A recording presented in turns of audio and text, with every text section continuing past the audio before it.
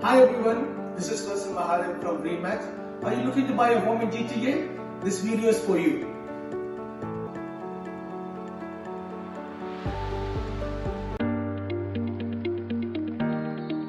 Welcome to your home buying journey. These are exciting times. Here's all you need to know to be 100% prepared when the time comes to start looking at properties and submitting offers. Purchasing a home involves securing financing, finding a suitable property, submitting offers, closing the purchase, and many steps in between. With so many things that need to be considered, this process can sometimes be overwhelming. This guide will take you through the step-by-step process of purchasing a home so that you know what to expect from it. Step 1. What are your must-haves? It may seem odd to start with a list of must-haves, however, this is the best way. Ideally, you'll create this short list before going online to see available properties. Going online and looking at properties can generate a set of false expectations of how your next home should look like. You'll find some things that objectively are nice-to-haves, but not must-haves. However, it's hard to let go of them once you see them. Let's discover what your must-haves are. The best way to do this is to focus on 3 to 4 different neighborhoods that fit your need for proximity to places important to you. Work, hospitals, schools, parks, and the number of bedrooms and bathrooms you need in your home. Of course, this short list should also state if you need a property with wheelchair access or easy access for individuals with different mobility issues. Step 2. Score high, save big. The dynamic duo of credit score and down payment. Boosting your credit score determines how much money you can borrow, what interest rate, and how much in fees you'll have to pay. Your credit score is based on your credit report, which includes information about your credit history, your payment history, how much debt you owe, how long you've had credit, the types of credit you have, and how often you apply for credit. Getting your credit score in line also works towards saving money for your down payment and closing costs. However, working on your savings is good, even if your credit score is solid. A down payment is money you pay in cash to finance your property purchase. This amount is deducted from the property purchase price. Your lender then issues a mortgage for the rest of the amount. So, the higher the down payment, the lower your mortgage, your interest rates, and the subsequent monthly mortgage payments you must make. The amount of your down payment depends on the purchase price. If the purchase price is $500,000 or less, then the down payment is 5% of the purchase price. If the purchase price is between $500,000 to $1,500,000, then the down payment is 10% of the purchase price. If the purchase price is more than $1,500,000, the down payment is 20%. The most significant change you can make in your financial behavior to help you improve your credit score and increase your savings is to stop purchasing with credit card debt. If you cannot afford something in cash, don't purchase it, even if this means you'll skip vacation this year. The only thing you're allowed to make an exception for is education. If you perceive that a course or program can help you get a better job or a promotion, you can finance it with credit card debt. Another hack you can use to increase your savings is paying yourself first. This means putting aside the amount you want to save at the beginning instead of at the end of the month. This way, you'll stop purchasing unnecessary things and maintain a monthly budget. You can use a budgeting app or a simple Google or Excel sheet to help you with your budgeting. You can open a new savings account with no linking debit cards or checks that you can use solely to save for your down payment. To remove spending temptations, unsubscribe from any marketing emails you're receiving. When going shopping, write down a shopping list and stick to it. If you have old stuff to sell, you can organize a yard sale and put the money you earn toward your down payment. Step 3. Get a pre-approval, not a pre-qualification. Yes, there is a difference between pre-qualification and pre-approval. Pre-qualification is a less formal process involving no credit checks. It's based entirely on the documentation you submit. You can get a pre-qualification done online or over the phone. Since it's based on your documentation and not on official checks done by the lender, it's a rough estimate of what amount you'll be pre-approved for.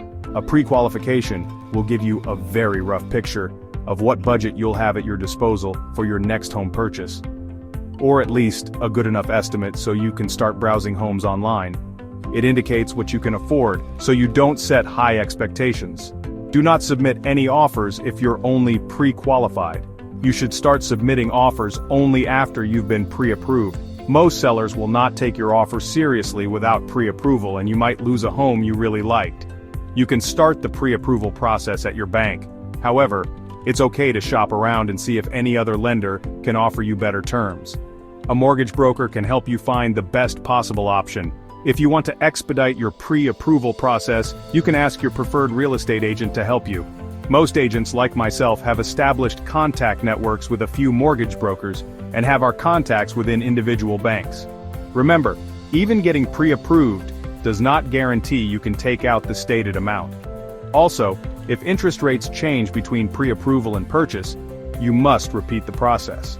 In this case, your lender will likely adjust your pre-approved amount. It's not wise to start looking at homes without getting pre-approved. You risk falling in love with homes that could be out of your reach. It will then become challenging to find a property you'll love after seeing all those fantastic homes that are out of your budget. Step 4.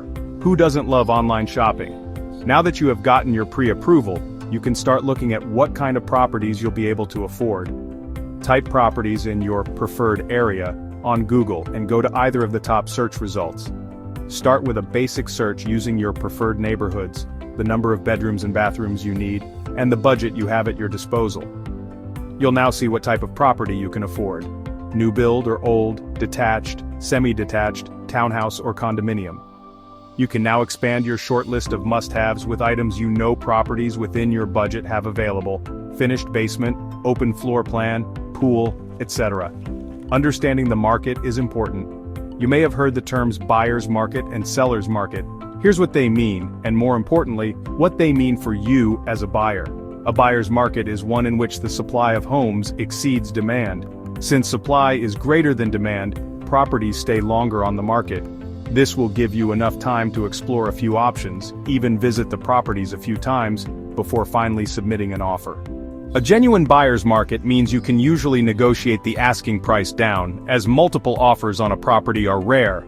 A seller's market is one in which the supply of homes cannot keep up with the demand. This huge demand pushes prices upwards, and you can expect to be caught in bidding wars with other interested buyers. This means that you'll pay more than the asking price at which the property is listed. You'll have to decide and submit your offer quickly, as properties stay on the market for just a few days. As you keep exploring what's available online, you can start refining your search with more criteria, amenities, as you now have the exact amount of money you've been pre-approved for. This will help narrow down your search. You can again Google properties for sale in your preferred area, and now do a more refined search. Sign up to receive email updates when new listings matching your search criteria hit the market. Super important tips for viewing homes online. Never max out your available budget. Always aim to be below your budget. Even if you get approved for $800,000, that doesn't mean you should buy a home worth $800,000. You don't have to buy a detached home if you can tick all the boxes with a semi-detached home. That's why the property type is not part of your initial essential must-haves shortlist. We first want to know what we can afford, and then fit our must-haves into the property type fitting into our budget. Also, you might think you're buying a move-in ready home, but it's never 100% move-in ready. There's always stuff you'll need to change, fix, move, take out, or adjust, and this costs. So always leave some space in your budget for this type of work. For your initial list of favorite homes you'd like to see, always include homes below your budget, even if they are significantly below the budget, but tick most boxes. You might realize you could get a fantastic property with a lower budget. However, you never realize that such a property could work for you before seeing it in real life. When looking at the pictures online, make sure that you can see the rooms from multiple angles and perspectives, and that you can determine the flow of the property. Despite your best effort, you can never be 100% certain of the property's appearance without looking at it in person. Don't limit yourself to neighborhoods and areas you know. Your real estate agent might have great suggestions for more affordable areas with hidden gems most people keep overlooking because they are unwilling to compromise on the property's location. Think about the property as a long-term investment. Imagine how well-suited the property will be for you in the next 10 to 15 years. Looking at the property's potential is also important when creating a list of homes you'd like to see. Step 5. Find your real estate superhero. Tips for choosing the perfect agent. The good news is, since you're a buyer, the agent's commission is not something you have to worry about. The seller always pays the commission. You must be wise when choosing the right real estate agent. After all, the real estate agent is not only the person who opens the doors for you at the showing and gives you a tour of the properties you like. Your real estate agent will also write and submit offers for the properties you like. Hence, you need someone experienced who you can trust to do the job diligently. Here are some guidelines. Should you hire a real estate agent who is your friend or family? Even though this may be convenient and you will feel like you are helping, it can get tricky if you disagree in certain situations. You will also benefit more from someone unbiased and straightforward. When interviewing agents, test how much they know about the local market. You need someone who knows what's happening in the local market and how to write competitive offers to get you the home you dream of. And not every agent can deliver this. Is hiring a well-known and popular agent really the best option?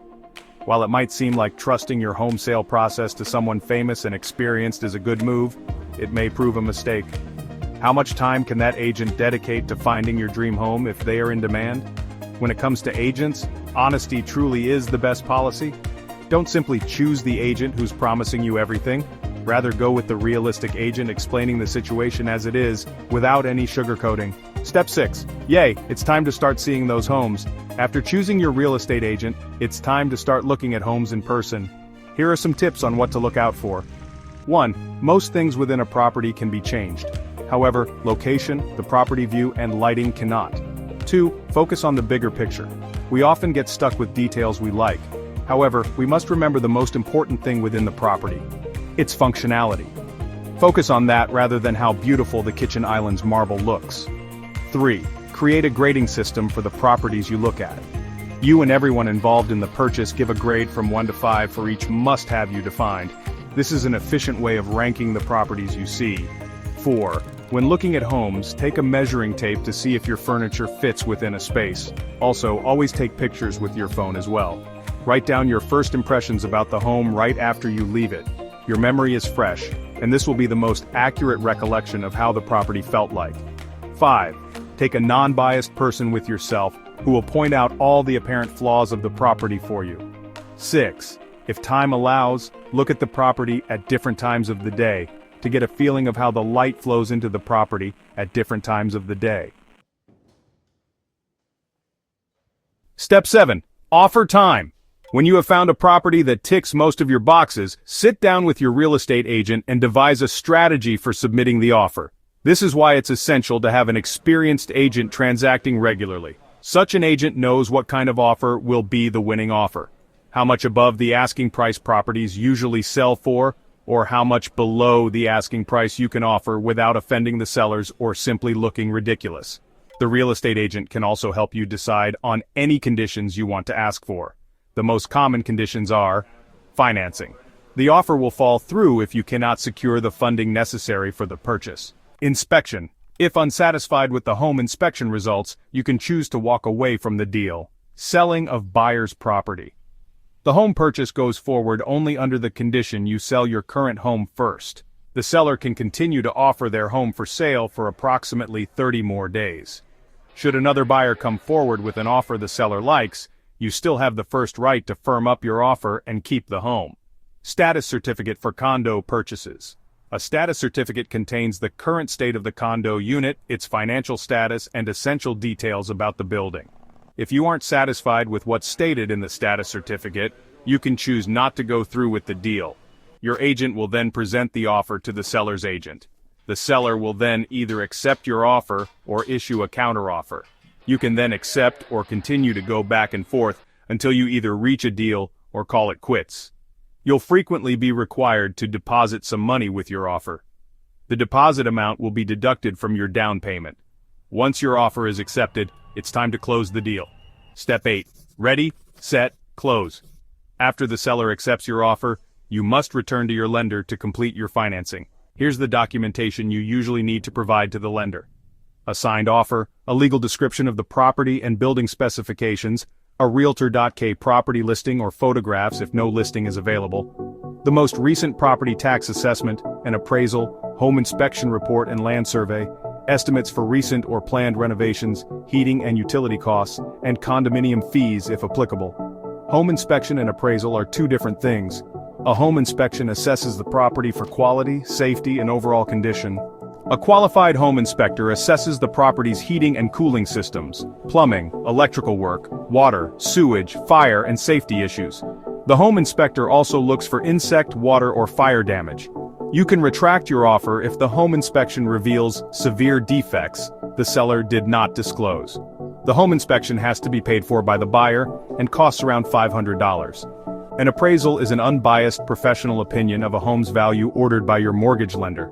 A qualified appraiser does an in-person inspection and combines the findings with current market trends and the home details like size, condition, floor plan, and amenities to estimate the value of your home. The transaction can proceed if the appraisal comes in at the value or above the purchase. However, the transaction can be stopped if the appraisal comes below the purchase price.